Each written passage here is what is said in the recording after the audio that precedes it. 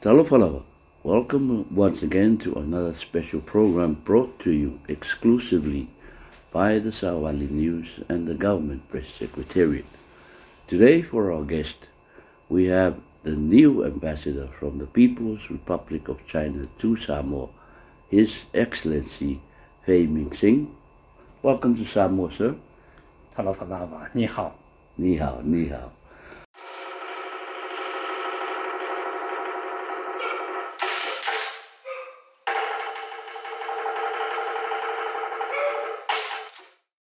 Well, it's always a pleasure talking to our new diplomats to Samoa. And the relationship between the People's Republic and our country is one of the longest diplomatic relationships. And during your term, what would be some of the major areas, issues that you would be pursuing in terms of strengthening the mutual cooperation between the two countries? Thank you for your question. And first of all, please allow me to extend warm greetings to Samoan friends. And very soon, actually in a couple of days, it will be the Chinese New Year. We call it Spring Festival. Taking this opportunity, I would like to wish all Chinese nationals in Samoa and our Samoan friends a very happy and prosperous year of dragon this time. And I just arrived actually on the 1st of January this year. And everyone, especially friends, asked me about my priority to be the 16th ambassador of People's Republic of China to the independent state of Samoa. I think there are two aspects, the short-term one and the long-term one. The short-term one is to launch the new embassy premises where we are now. This project started in 2021. I'm so grateful it's near completion. I'm so grateful to Ambassador Zhao Xianliang, my predecessor, and all former ambassadors who the efforts are there. Of course, I also want to express my gratitude to the Samoan government and people for their valued support, without which we wouldn't be able to present this grand landmark in Samoa. And this complex is a firm commitment of the Chinese government and people to our good brotherly relations with Samoa and the Samoan people. And it will serve as a high-quality platform for our all-comprehensive strategic partnership featuring mutual respect and common development. And of course, I got a long-term priority, which is to write a new chapter of our bilateral relations. Our two countries established diplomatic ties in 1975. And next year is going to see us celebrating the 50th anniversary. That will be quite special for both countries. You are right. So during the past decades, when we look back, we have seen Samoa has been firmly adhering to the One China principle and supporting the just cause of the national unification of the Chinese people, while China has been firmly supporting Samoans' sovereignty and independence, as well as economic and social progress. Our relation during the past decades has proved we have brought very tangible benefits to our two beloved peoples. And our relationship is also a model for the relation between China and the Pacific Island countries. So since I arrived here, I have been speaking with friends around, especially the government ministers and even the prime ministers, on how to elevate our relation to a new height. And by the time when we celebrate the 60th, 80th, or even centenary anniversary, our future generation will say, oh yeah, these guys have done a good job. With regard to specific agenda, I'm all ears to good advice from friends around, including you. I see. You talk about tangible benefits, and it's no secret there has been a range of initiatives, projects which China has funded in the sectors of education, which has benefited. And the most obvious one is the agricultural sector. What are some of the major agricultural projects that China is doing now and hope to continue? From these projects, it's all about the benefit of the local farmers, the common people. Thank you very much. You've touched upon two very good sectors, education and agriculture. Both are very important to each and every nation, including China, Samoa. Since our diplomatic relation was established in 1975, China has funded many projects in Samoa. The government building, the parliament building, aquatic center, the sports center, and the maritime museum, just to name a few people are familiar with. Currently, the ongoing projects include Samoa-China Agricultural Technical Assistance Project, and China Medical Team in Samoa, and also Sports Complex Technical Assistance Project. I'm very pleased that the Samoan Police Academy project is near completion. We are hoping that by the time Samoa is going to celebrate its next Independence Day, we could hand the project over to Samoa's side as a very good gift.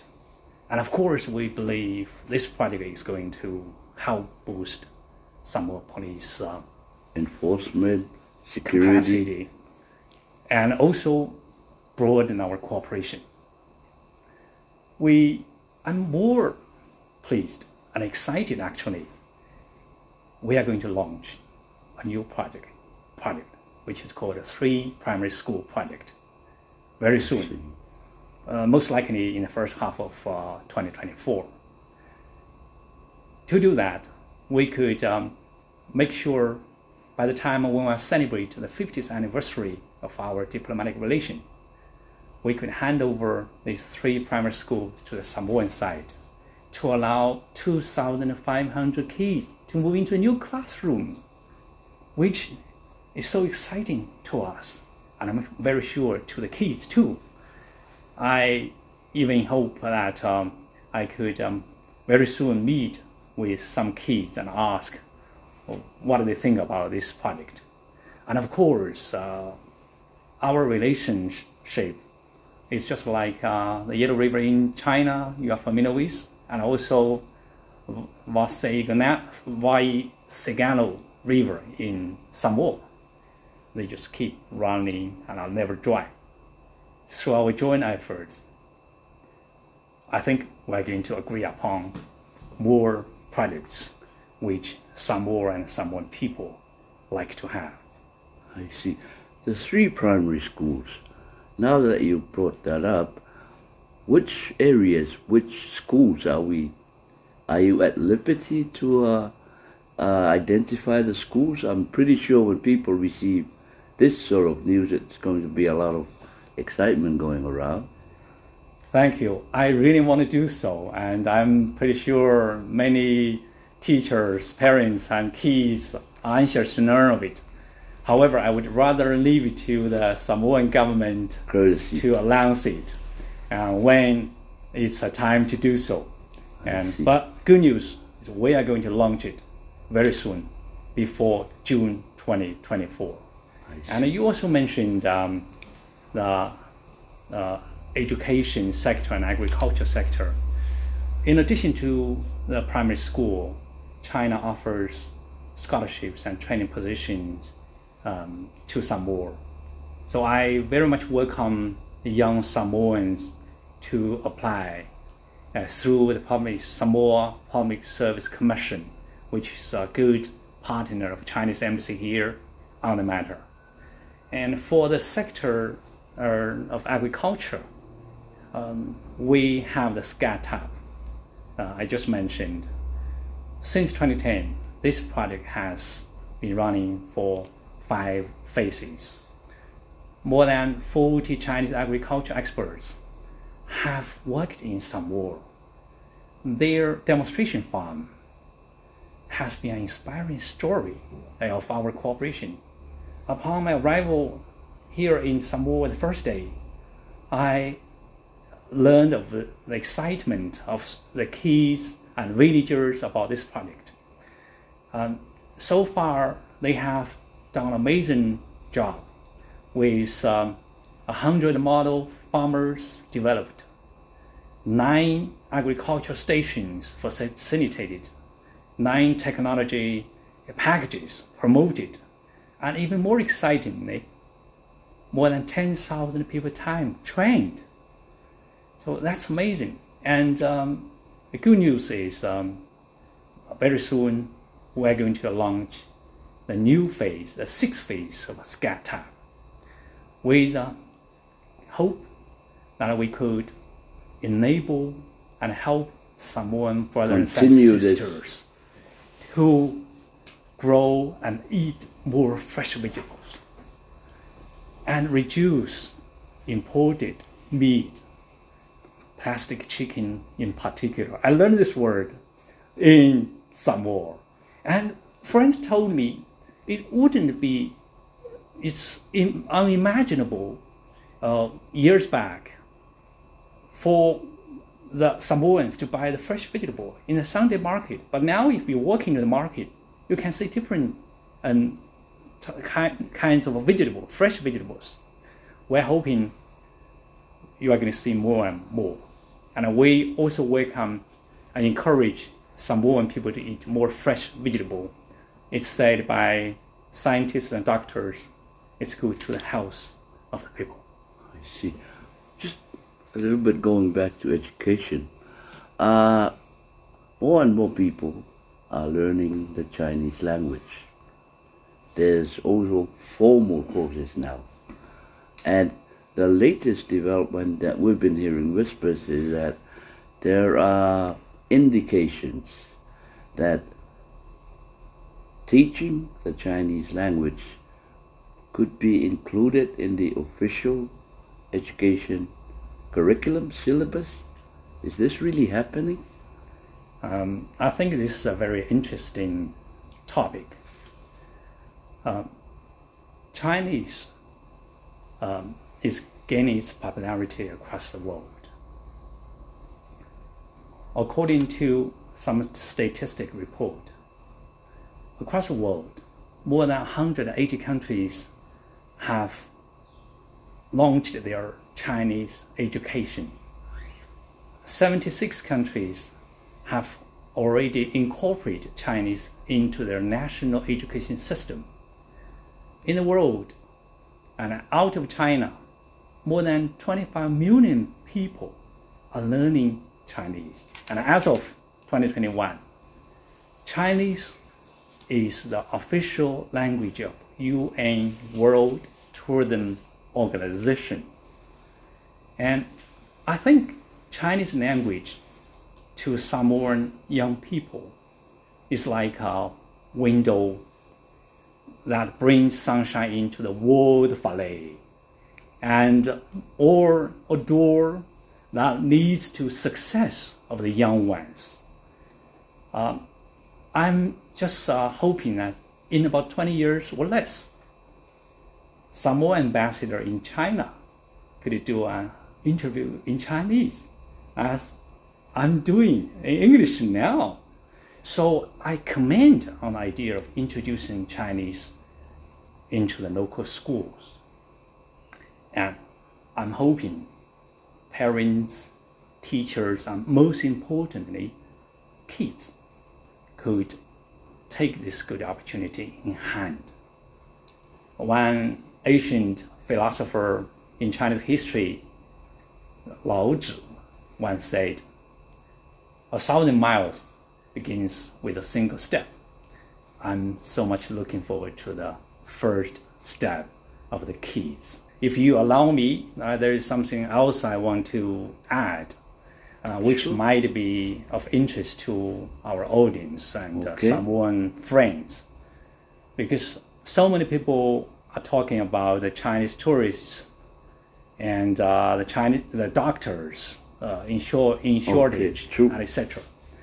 So, and they ask me whether there are any other things which might be beneficial to Samoan people and Chinese people. I say to them, of course, because about 50 years diplomatic relation has already assured us our good relations are mutually beneficial to each other. At the same time, it's proved we could and we should do more and better.